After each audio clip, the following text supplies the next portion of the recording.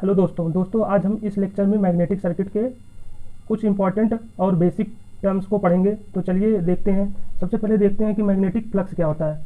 Magnetic flux जो है किसी मैग्नेट से निकलने वाले मैग्नेटिक लाइन निकलते हैं उसको हम क्या बोलते हैं, मैग्नेटिक फ्लक्स बोलते हैं। जब 10 की पावर 8 मैग्नेटिक लाइन मिलते हैं तब वह एक यूनिट फ्लक्स को बनाता है, मतलब कि 1 वेबर इक्वल टू 10 की पावर 8 मैग्नेटिक लाइन। ठीक है, तो इसको क्या बोलते हैं, मैग्नेटिक फ्लक्स। 10 की पावर 8 मैग्नेटिक लाइन को एक यूनिट मैग्नेटिक फ्लक्स बोलते हैं। तो मैग्नेटिक फ्लक्स का यूनिट क्या होता है, वेबर होता है, और हम इसको फाई से दिखाते हैं। अब देखते हैं कि मैग्नेटिक फ्लक्स डेंसिटी क्या होता है। मैग्नेटिक फ्लक्स डेंसिटी किसी यूनिट एरिया में जितने नंबर ऑफ फ्लक्स पास होते हैं उसको हम क्या बोलते हैं, मैग्नेटिक फ्लक्स डेंसिटी। जैसे ये मैग्नेट है तो इस मैग्नेट से निकलने वाले magnetic flux per unit area में जितने पास होंगे उसको हम क्या बोलेंगे कि इसका मैग्नेटिक फ्लक्स ऑफ डेंसिटी, ठीक है, उतना है जितना यहाँ से फ्लक्स पास होगा एक यूनिट एरिया में, तो वो होगा उसका मैग्नेटिक फ्लक्स डेंसिटी।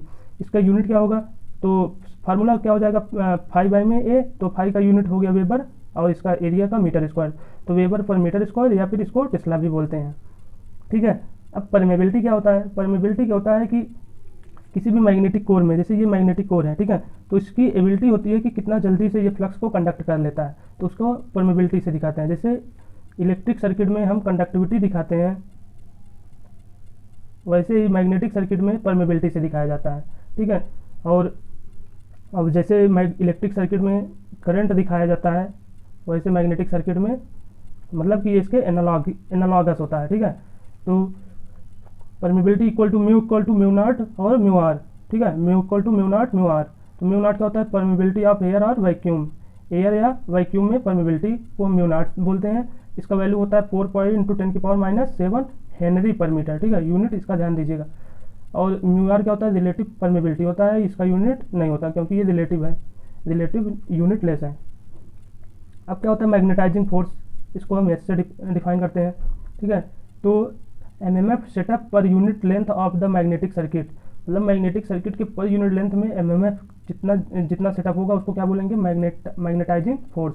ठीक है, तो इसका बी और एच में एक रिलेशन होता है, B directly proportional to H. जितना ज़्यादा मैग्नेटिक फ्लक्स डेंसिटी बढ़ेगा उतना ज़्यादा हमारा एमएमएफ सेटअप होने की कैपेबिलिटी बढ़ जाएगी। ठीक है, अब देखते हैं कि इलेक्ट्रोमैग्नेट क्या होता है। इलेक्ट्रोमैग्नेट क्या होता है, जब किसी करंट को माध्यम से हम मैग्नेटिक फील्ड उत्पन्न करते हैं उसको क्या बोलते हैं, इलेक्ट्रोमैग्नेट। ठीक है, जैसे ये कोर है, इस कोर में जब हम ये क्या है, वायर टर्न किया गया है, मोड़ा गया, तो जब इसमें हम करंट सप्लाई देंगे तो इसमें क्या होगा कि एक इलेक्ट्रिक फील्ड जनरेट होगा। ठीक है, तो अब इलेक्ट्रिक फील्ड जनरेट होगा तो इसका डायरेक्शन किस टाइप से होगा। अब देखिए जिस साइड से करंट वायर अंदर जाता है और दूसरे साइड से, एक साइड से करंट क्या होता है, वायर अंदर जाता है और दूसरे साइड से बाहर की ओर आता है। तो जिधर से हमारा वायर अंदर जाता है उसको हम क्रॉस से दिखाते हैं और जिधर से हमारा वायर बाहर की ओर आता है उसको हम डॉट दिखाते हैं। ठीक है, तो अब करंट का डायरेक्शन हम कैसे निकालेंगे, जैसे हमारा वायर का डायरेक्शन नीचे है, मतलब करंट नीचे जा रहा है, जब करंट नीचे जा रहा है तो इसमें मैग्नेटिक फ्लक्स का डायरेक्शन ये इस टाइप से होगा। ठीक है, तो ये हमारा क्या होगा, करंट का डायरेक्शन, करंट नीचे जा रहा है तो ये फ्लक्स क्या होगा, इधर होगा, और इसमें क्या है, फ्लक्स करंट ऊपर आ रहा है तो फ्लक्स क्या होगा, फ्लक्स इधर जाएगा।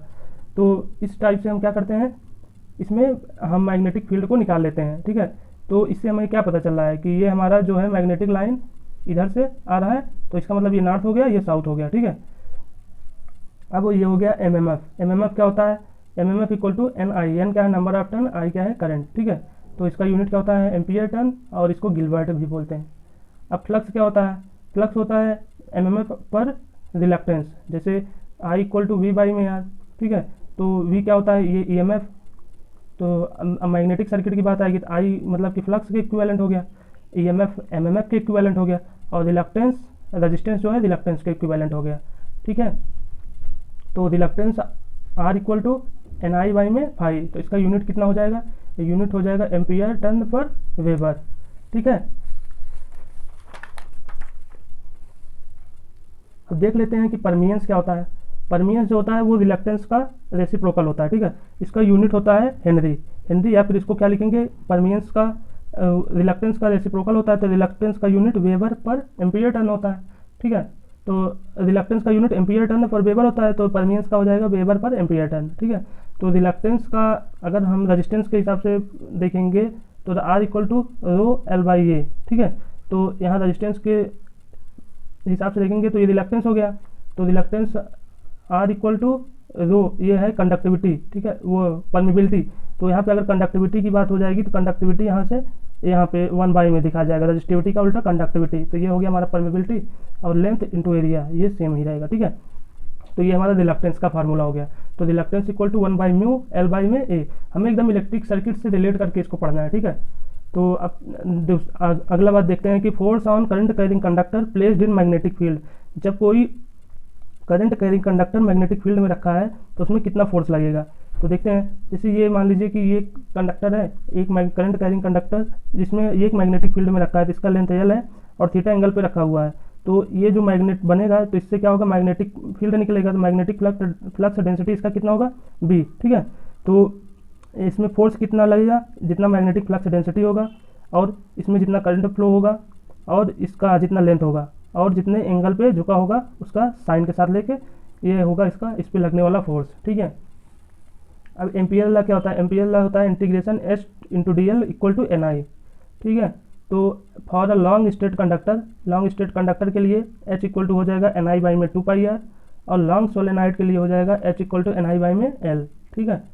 तो बायो-सेवर्ट लॉ क्या होता है कि अगर कोई भी करंट कैरिंग कंडक्टर में अगर P पॉइंट पे देखा जाए कितना मैग्नेटिक फ्लक्स डेंसिटी इस पॉइंट पे मिल रहा है, तो हमें कैसे पता चलेगा मैग्नेटिक फ्लक्स डेंसिटी का। इसके लिए फार्मूला है कि B इक्वल टू μ0 बाई में 4π I dl sine theta by में R स्क्वायर। मतलब कि इसमें कितना current magnetic flux density current के डायरेक्टली प्रोपोर्शनल होगा, उस कंडक्टर के लेंथ के डायरेक्टली प्रोपोर्शनल होगा, और जिस पॉइंट पे निकालना है उसकी दूरी के मतलब जितना दूर होगा, जितनी कम दूर पे होगा उतना ज़्यादा मैक्सिमम फ्लक्स डेंसिटी होगा, जितना अधिक दूर पे होगा उतना कम फ्लक्स डेंसिटी होगा। और इसके क्या होता है कि एंगल पर डिपेंड करता है। अब आ गया force between current carrying conductor parallel conductor, ठीक है। दो पैरेलल कंडक्टर के बीच में फोर्स कैसे लगेगा, अगर दोनों में करंट सेम डायरेक्शन में फ्लो हो रहा है तो वो अट्रैक्टिव फोर्स लगेगा, ठीक है। और दोनों में अपोजिट डायरेक्शन में करंट लग रहा है, करंट चल रहा है, तो इसमें क्या होगा, फोर्स जो है रिपेल करेगा, मतलब कि एक दूसरे को दूर करेगा। तो इस बार फार्मूला फोर्स कितना लगेगा, तो ये हो जाएगा F बाई में L। L क्या है कि कंडक्टर का length, F by L equal to 2 × 10⁻⁷ into I1 I2 by में D। I1 I2 क्या है, दोनों कंडक्टर में करंट इंटू दोनों कंडक्टर के बीच का डिस्टेंस। Thank you.